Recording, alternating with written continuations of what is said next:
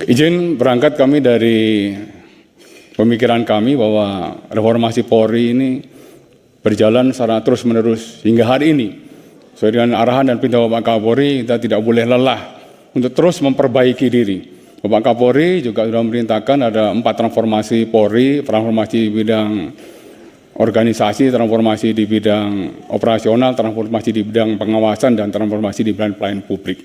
Ini terus menjadi catatan kami untuk kami lakukan perbaikan-perbaikan. Juga reformasi yang awalnya kita struktural instrumental yang masih menjadi PR kami rasakan hari ini dari semua saran, masukan, kritikan, harapan masyarakat adalah reformasi di bidang kultural.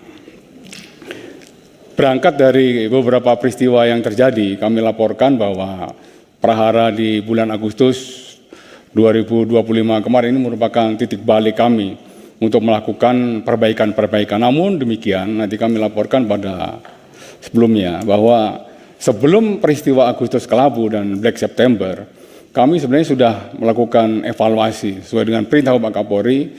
Setiap akhir tahun kami melaksanakan apel Kasatwil sebagai bentuk evaluasi daripada seluruh kegiatan yang sudah kami lakukan. Demikian juga di awal tahun, mohon maaf, kami melaksanakan Rapim TNI Polri. Itu juga sama untuk melakukan evaluasi dan melakukan perbaikan-perbaikan ke depannya.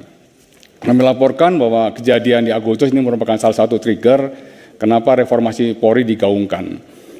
Berangkat dari peristiwa tanggal 25, 28, dan kemudian peristiwa kejadian meninggalnya Saudara Afan di tanggal 28 ini memicu menjadi trigger unjuk rasa terjadi di 20 provinsi dan 48 kota. Kejadian ini tentunya berbeda dengan kejadian kerusuhan di bulan Mei tahun 2019 yang lalu, di mana fokus untuk kejadian kerusuhan di Jakarta.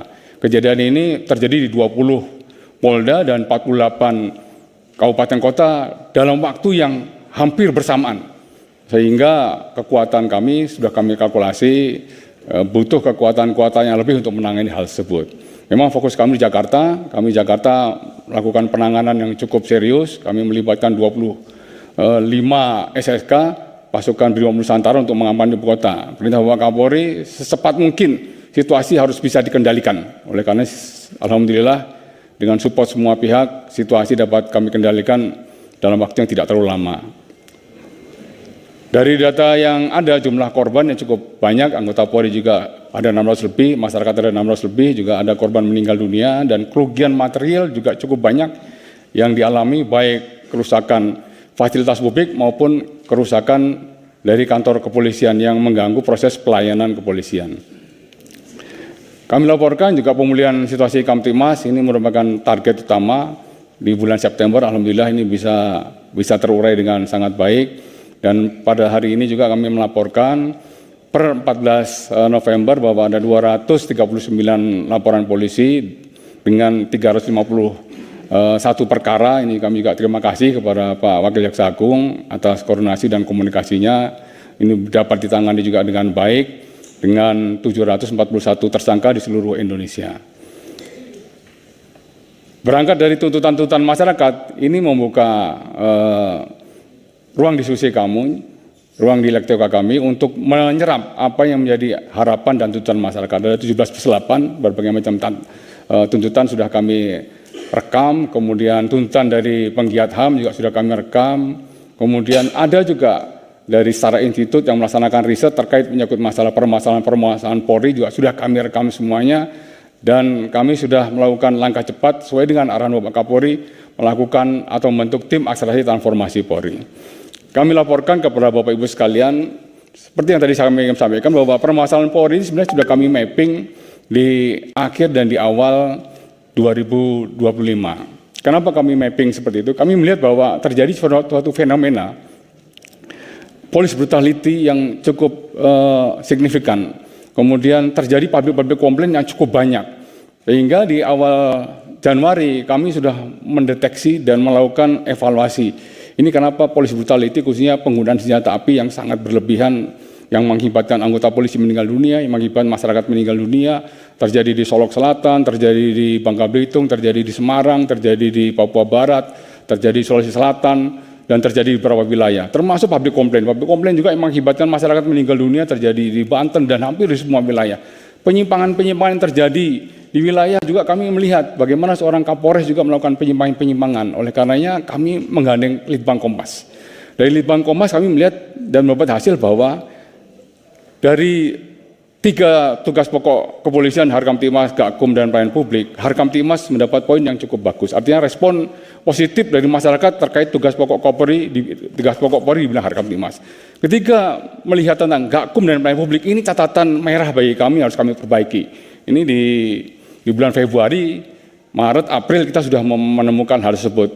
Inilah harus langkah-langkah ini sudah kita perbaiki. Dan kami melihat juga dari inward looking dan outward looking. Dari inward looking bahwa masyarakat melihat ada 11 permasalahan yang harus diselesaikan oleh polisi, baik itu kekerasan, pungli, kemudian penggunaan kekuatan dan secara berlebihan dan lain sebagainya. Kemudian dari polisi sendiri melihat polisi ada 21 hal yang harus diperbaiki, mulai dari pungli, pemerasan, penggunaan kewenangan berlebihan dan sebagainya. Kami juga melihat bahwa pengaduan masyarakat di bulan Januari sampai dengan semester 1 bahwa permasalahan yang paling fundamental yang harus diselesaikan oleh polisi adalah terkait menyangkut masalah penegakan hukum. Kami breakdown lagi, kami lihat bahwa kenapa sih masalah di polisi ini sangat banyak sekali, baik dari Litbang Kompas, dari Dumas, maka kami melihat bahwa 62% permasalahan polisi itu ada di tingkat wilayah dan 30% di tingkat Polri. Ini sedang kami susun untuk proses perbaikan dari mulai Januari sampai dengan di bulan Juli 2025 ini. Ya, oleh karenanya langkah-langkah yang sudah kami lakukan, kami melakukan assessment terhadap Kapolsek, Kapolres, dan Dirkrimum. Kenapa Dirkrimum? Kaitan dengan penegakan hukum yang menjadi permasalahan dan problem bagi kami. Kami lihat dari 4.340 Kapolsek, 67% ini underperformance. Kenapa underperformance? Hampir 50% Kapolsek kami itu diisi oleh perwira-perwira lulusan PAG. Kemudian Kapolres, dari 440 Kapolres yang sudah kami lakukan assessment, 36 Kapolres kami itu underperformance. Ini catatan bagi kami. Kami harus melakukan perbaikan. Demikian juga Reskrim. Dari 47 di Reskrim yang sudah kami lakukan 15 underperformance. Nah, perubahan-perubahan ini harus segera kami lakukan. Ya, kami sudah melakukan perbaikan-perbaikan dari sisi meritokrasi, pendidikan, dan sebagainya. Kami laporkan bahwa hal-hal yang sudah kami lakukan terkait dengan masalah perubahan-perubahan dari hasil riset, kemudian dari hasil asesmen, dari hasil Dumas, ini Bapak Kapolri langsung memerintahkan kepada kami untuk lakukan perubahan-perubahan, perbaikan-perbaikan. Perbaikan di bidang rekrutmen ini bagian yang penting. Garbage in, garbage out. Kalau misalnya direkrut dengan baik, dididik dengan baik, maka akan menghasilkan anggota-anggotanya polisi yang baik. Pola-pola ini sudah dilakukan oleh asisten SDM, dengan kita juga menggandeng pihak eksternal untuk langsung terlibat, langsung mengontrol bagaimana proses rekrutmen ini berjalan dengan baik. Rekrutmen juga kami juga inklusif kami melakukan rekrutmen terhadap disabilitas, ini juga mendapat penghargaan. Kemudian peningkatan untuk kapasitas, kami juga melakukan peningkatan untuk program LPDP yang sebelumnya hanya untuk perwira Polri. LPDP di tahun 2025 ini Bapak Kapolri minta kami untuk diperluas.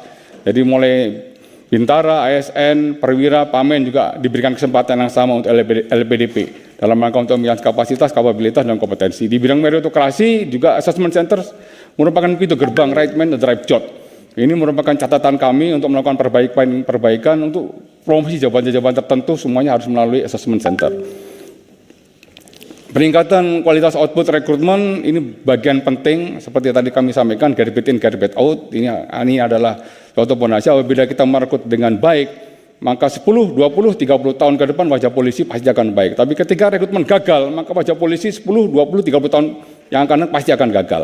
Oleh karena Bapak Kapolri sudah menekankan kepada kami, tidak ada lagi untuk Akpol adalah kuota-kuota khusus, semuanya adalah kuota reguler. Dan ini kita lakukan dan hasilnya, alhamdulillah kita bisa melihat semua. Dari tahun 2023 dan 2024 mengalami peningkatan yang sangat signifikan. Nah, nilai memuaskan itu naik dari 1% menjadi 44,7%. Baik menjadi dari 97% ini mengalami juga peningkatan volumenya dan juga hal-hal yang lain. Artinya bahwa proses rekrutmen ini juga sudah berjalan dengan sangat baik. Kami laporkan bahwa Polri juga concern di bawah pimpinan Bapak Kapolri, kita fokus juga tentang kesetaraan gender.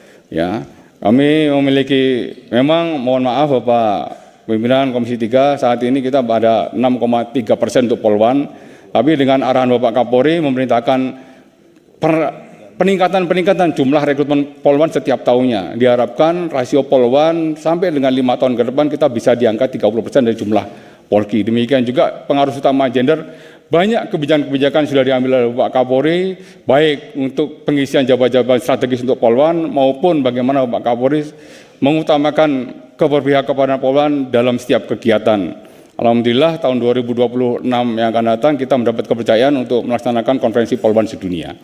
Penguatan di bidang struktur, di bawah pimpinan Bapak Kapolri, concern untuk peningkatan tentang pembentukan TPA BPPO, terima kasih juga ini support dari Komisi 3, kita bisa mewujudkan itu, kemudian perubahan Pusinafis menjadi pusat identifikasi, kemudian penguatan Kortas Tipikor